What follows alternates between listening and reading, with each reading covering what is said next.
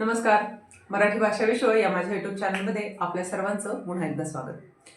आज आपण कुमार भारतीचा जो काही 5वा पाठ आहे, एक होती समयी, हा पाठ बघणार आहोत.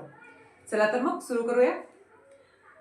एक होती समयी याचे लेखक आहेत उत्तम कांबळे. पाठ सुरू करण्या अगोदर लेखकाचा थोडासा परिचय पाहूया.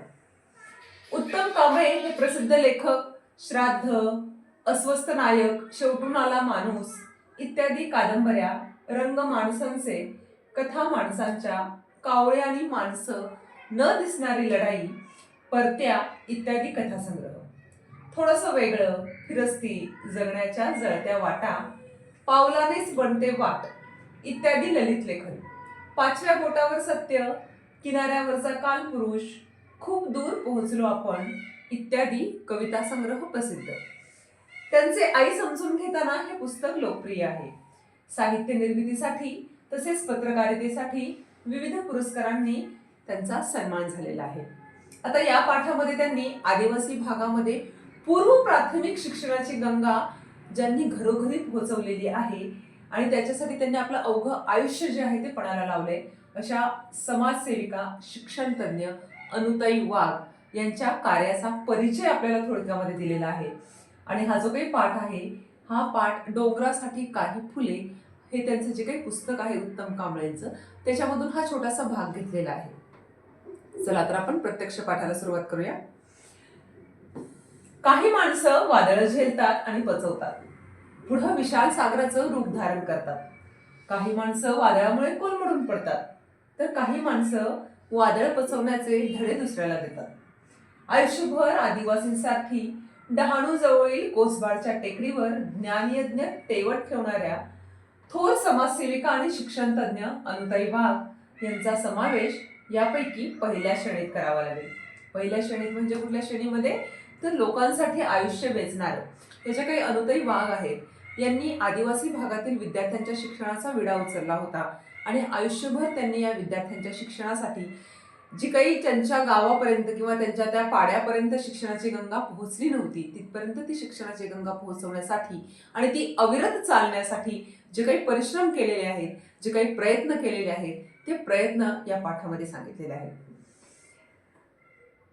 त्यांच्या निधनानं कोसबाडची टेकडी हळहळली आणि परिसरातील सर्व आदिवासींना हुंदके फुटले. अनुताईच्या निधनानं एका व्रतस्थ जीवनाची अखेर झाली. म्हणजे त्यांनी जे काही व्रत घेतलं होतं विद्यार्थ्यांना शिक्षण देण्याचं, आदिवासी भागातील विद्यार्थ्यांना शिक्षण देण्याचं, ते व्रत जे आहे हे व्रतस्थ जीवनाची अखेर झालेली आहे, शेवट झालेली आहे. थोर शिक्षण तज्ञ ताराबाई मोडक यांच्या सहवासात वाढलेल्या अनुताईंचं जीवन त्याग, कष्ट, निस्वार्थी सेवा यांचा सुंदर मिलाप होता. वयाच्या केवळ 13व्या वर्षी त्यांचा विवाह झाला. विवाह असतो तरी काय हे समजण्यापूर्वीच म्हणजे केवळ 6 महिन्यातच त्यांच्या इवलाशा कपाळावरील कुंकू नियतीनं कायमचं पुसून टाकलं. म्हणजे वयाच्या अवघ्या 13व्या वर्षी लग्न झालं आणि 6 महिन्यातच त्यांच्या पतीचं निधन झालं आणि त्यामुळे त्यांच्या आयुष्यामध्ये जे आहे ती खूप मोठी संकटाची मालिका जी आहे ती सुरू झालेली आहे. पण त्या कोलमडल्या नाहीत, घाबरल्या नाहीत, डगमगल्या नाहीत, तर ठामपणे त्यांनी आपल्या आयुष्याचा नवीन अध्याय सुरू केलेला आहे. कष्ट आणि निस्वार्थी सेवा याचा भातुकलीचा खेळ मोडला, पण छोट्या अणूनं आभाळा एवढं दुःख बचवलं, कोलमडून टाकणारं वादळ बचवलं. ताराबाईंनी त्यांच्या डोळ्यातील अश्रू पुसले. दुःखाचा डोंगर टाचेखाली चिरडत अनुताई मोठ्या जिद्दीनं उभ्या राहिल्या. त्या कधीही पराभूत न होण्यासाठी त्यांनी स्वतः शिक्षण घेणं सुरू केलं.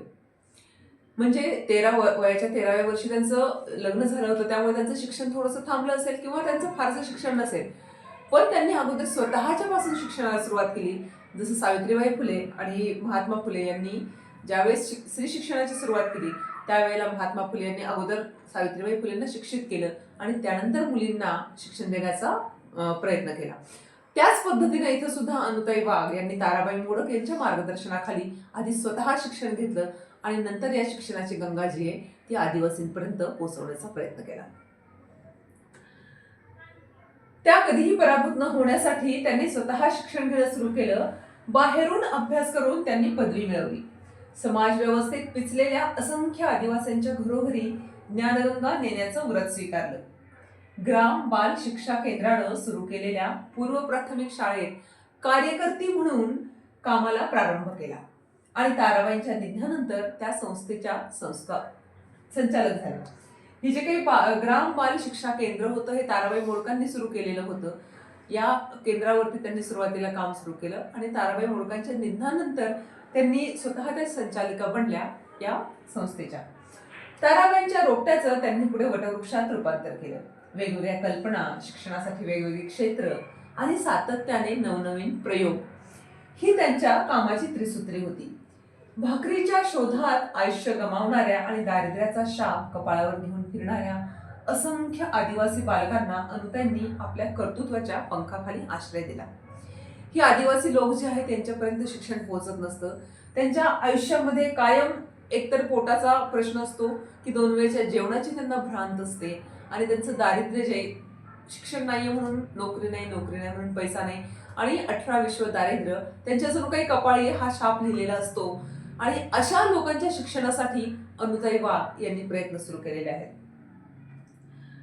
मायेची ऊब दिली आणि असंख्य मनामध्ये ज्ञानाची ज्योत पेटवली. शिक्षक, मार्गदर्शक, कार्यकर्त्या, विचारवंत, लेखिका अशा विविध रूप व्यक्त करत त्यांनी आदिवासींमध्ये चांगलं स्थान मिळवलं. सगळ्याच गोष्टी त्यांनी सुरू केल्यानंतर जे काही विद्यार्थ्यांना मार्गदर्शन असेल, शिक्षण द्यायचं काम असेल, त्यांचे विचार असतील लोकांपर्यंत पोहोचवलेले, त्यामुळे आदिवासींच्या मनामध्ये एक प्रकारे आदर निर्माण झाला त्यांच्याबद्दल. रानावरात भटकणाऱ्या आदिवासींना व्यावहारिक शिक्षण देणं तसं खूप सोपं, पण जाणीवपूर्वक आणि आयुष्यात उपयुक्त ठरणारं औपचारिक शिक्षण देणं खूप अवघड. जे काही व्यावहारिक ज्ञान असतं हे या लोकांना बऱ्यापैकी माहीत असतं. पोटापाण्यासाठी 2 वेळचं कसं काय रोजगार मिळवायचा, पण बेसिक नॉलेज जे आहे शिक्षणाचं की औपचारिक ज्ञान, लेखन, वाचन, आपण काय लिहितोय आणि काय वाचतोय या गोष्टी आपल्याला लेखन, वाचन या गोष्टीमधनं कळत असतं. तर ह्या ज्या गोष्टी आहेत ह्या या आदिवासींपर्यंत या अनुताई वाघांनी पोहोचवलेल्या आहेत. त्यासाठी आवश्यक असते भविष्याचा वेध घेणारी दूरदृष्टी आणि धडपड. या दोन्ही गोष्टी अनुताईंकडे होत्या. त्यामुळे त्यांना वेगवेगळे प्रयोग करताना कसलीच अडचण भासली नाही की पाश्चिमात्यांचा अभ्यासक्रम भाषांतरित करावा लागला नाही. प्राथमिक शिक्षण म्हणजे एकूणच शिक्षणाचा आणि आयुष्याचा भक्कम पाया असावा लागतो याचं भान त्या कधीच विसरल्या नाहीत. कुठलंही शिक्षण घ्यायचं असेल तर प्राथमिक शिक्षण हा त्याचा पाया असतो. जर तुमचं प्राथमिक शिक्षण अर्धवट राहिलं किंवा कच्चं राहिलं तर पुढे त्याचा पाया जो आहे पुढच्या शिक्षणाचा तोही तसाच डळमळीत राहतो. त्यामुळे प्राथमिक शिक्षणाचा पाया मजबूत असणं खूप आवश्यक असतं आणि हे अनुताई वाघ यांना चांगल्या पद्धतीनं माहीत होतं आणि त्यांनी तोच प्राथमिक शिक्षणाचा पाया या विद्यार्थ्यांचा घट्ट करण्याचं काम केलेलं आहे. शिक्षणाच्या दिशाहीन प्रसाराचा ध्यास त्यांनी धरला नाही. आपल्या मंद प्रकाशात मंदिर उजळून टाकणाऱ्या समयीप्रमाणे अनुताईंनी काम केलं.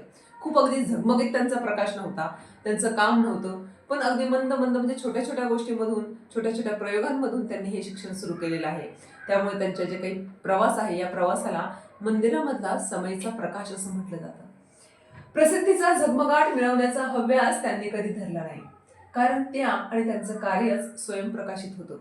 जी लोक स्वयंप्रकाशित असतात ना त्यांना दुसऱ्याच्या ह्या झगमगाटीमध्ये किंवा प्रसिद्धी मिळाली पाहिजे, मला अवॉर्ड मिळाला पाहिजे, मला मेडल मिळालं पाहिजे अशा पद्धतीचा त्यांचा अट्टहास कधीच नसतो. कारण त्यांच्या कर्तृत्वामधून त्यांचा हा प्रकाश जो आहे हा लोकांपर्यंत आपोआप पोहोचत असतो. अनेकांनी या लोभस उजेडात आपल्या आयुष्यातील अंधार संपवण्याचा प्रयत्न केला. प्रसिद्धी आणि मानसन्मान त्यांच्यापर्यंत चालत आले आणि त्यांनी स्वतःचंही भाग्य उजळून घेतलं. त्यांनी केलेल्या अजोड कामाला कोणाच्या शिफारस पत्राची गरज नव्हती किंवा एखाद्या पुरस्काराचीही गरज नव्हती. पुरस्काराला छेद देऊन पुढे जाणारं त्यांचं कार्य म्हणूनच आदर्श शिक्षक, पद्मश्री, दलित मित्र यासारखे मानसन्मान नेहमीच अनुताईंच्या शोधात भटकत राहिले. म्हणजे कुठलाही पुरस्कार त्यांना मिळाला नाही, पुरस्कार त्यांच्या शोधात राहिले, पण अनुताईंनी त्यांच्याकडे पाठ फिरवलेली आहे. कारण त्यांचं ध्येय आणि त्यांचं कार्य जे आहे ते वेगळं होतं. शिक्षणाच्या अनुषंगानं अन्य क्षेत्रातही अनुताईंनी फार मोठं काम केलं आहे. शिक्षणाबरोबरच त्यांनी बालकल्याण, मूकबधिरांसाठी शिक्षण, महिला विकास कार्यक्रम, अंधश्रद्धा निर्मूलन, स्वच्छता, कुटुंब कल्याण, आरोग्य आदी विषयांवरही खूप कष्ट केले. ज्यावेळेस आपण आदिवासी भागामध्ये काम करतो असतो त्यावेळेस या सगळ्या गोष्टींची तिथे आवश्यकता असते. त्यांना शिक्षण नसल्यामुळे त्यांच्यामध्ये अंधश्रद्धा असते, आरोग्याबद्दल जागरूकता नसते. तर या सगळ्या गोष्टींवरती अनुताई वाघांनी काम केलेलं आहे. एक चांगला नागरिक निर्माण होण्यासाठी ज्या ज्या गोष्टी आवश्यक आहेत त्या सर्व त्यांनी केल्या. एकाच वेळेला अनेक प्रयोग असेही त्यांच्या कामाचं स्वरूप होतं. त्यामुळेच केवळ देशातील नव्हे तर परदेशातील संस्था आणि शिक्षण क्षेत्रातील कार्यकर्त्यांना कोसबाडच्या टेकडीचं सातत्याने आकर्षण राहिलं. शिक्षण क्षेत्रात आणि त्यासाठी आदिवासी क्षेत्र निवडून काम करणं हे अतिशय अवघड असतं. एकतर मुळात शिक्षणाचं व्रत घेणंच अवघड असतं आणि त्यात कोसबाड सारख्या टेकडीवरती जे काही आदिवासी राहतात त्या आदिवासींना शिक्षण देणं त्यातूनही अवघड असतं. पण ते काम जे आहे ते अनुताई वाघांनी केलेलं आहे. शिक्षणाचं व्रत चालवायचं, ज्यांच्यासाठी शिक्षणाचं व्रत चालवायचं त्यांचाही अशा कामाला प्राथमिक अवस्थेत विरोध होतो. रूढी, परंपरा, अज्ञान आणि अंधश्रद्धा ही त्यामागची कारणं असतात. शिवाय स्थितीशील समाजही या कार्यात वारंवार अडथळे आणत असतो. ज्यावेळेस कुठलंही तुम्ही चांगलं काम सुरू करता त्यावेळेस तुम्हाला समाजातनं लगेच प्रेरणा मिळते किंवा लगेच प्रतिसाद मिळतो असं होत नाही.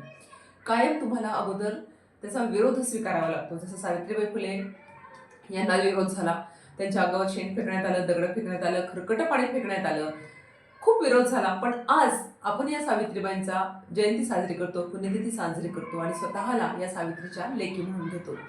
म्हणजे थोडासा विरोध तुम्हाला कुठल्याही गोष्टीची सुरुवात केल्यानंतर हा स्वीकारावाच लागतो. पण कालांतराने लोकांना जेव्हा त्या गोष्टीचं महत्त्व जाणवतं त्यावेळेस हीच लोक जी तुम्हाला विरोध करत होते काल तेच आज तुमचं नाव नक्की घेतात. शिवाय स्थितीशील समाजही या कार्यात वारंवार अडथळे आणत असतो. या सर्व गोष्टींवर मात करून ज्ञानाचा दिवा जपण्याचं आणि अनेकांच्या मनातील विविध प्रकाराचा अंधार दूर करण्याचं काम अनुतांनी निरपेक्ष वृत्तीनं केलं. स्वतःच्या बळावर त्यांनी शिक्षण क्षेत्रात एक सुरेख स्वप्न पाहिलं. ते प्रत्यक्षात उतरलं.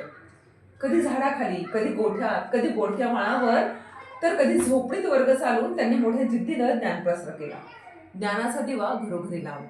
म्हणजे त्यांनी खूप मोठ्या मोठ्या शाळा उभारल्या, बिल्डिंग उभारल्या, AC रूम्स उभारले असं नाहीये. त्यांची शाळा कधी गोठ्यात, कधी झाडाखाली, कधी पडक्या वाड्यामध्ये कुठेही भरत होती. शिक्षण घेण्यासाठी कुठल्या तरी एखाद्या ठराविक जागाच असली पाहिजे असं काही नाहीये. हे त्यांनी त्यांच्या कार्यातून दाखवून दिलं. ज्ञानाचा दिवा घरोघरी लावा असा प्रचार कधी त्यांनी केला नाही, तर स्वतःलाच दिवा बनवलं, त्यात आपल्या श्रमाचं तेल ओतलं. कर्तृत्वानं तो पेटवला आणि आयुष्यभर तो तेवतच ठेवला. 5-6 तपांच्या अविरत धडपडीनंतर कोसबाडच्या टेकडीवरील ही समई आता विझली आहे. त्यामुळे अवघी टेकडी हळहळली असेल, आदिवासींचे डोळे पाणावले असतील, तर या सर्वांनी अनुताईंच्या पाऊलखुणा जपून ठेवणं हीच त्यांना आदरांजली ठरेल. त्यांचं जे काही कार्य आहे ते कार्य थोडंसं त्यांच्या निधनानंतर थांबलेलं आहे, शांत झालेलं आहे. म्हणून ती समई जी आहे, जी आयुष्यभर लोकांना प्रकाश देण्याचं काम करत होती, जी तेवत होती, ती शांत झाली आहे. आणि तिच्या शांत होण्याने कोसबाडची टेकडीच नाही तर तिथले जे काही आदिवासी लोक आहेत ते सुद्धा हळहळले आहेत, त्यांना सुद्धा वाईट वाटलेलं आहे.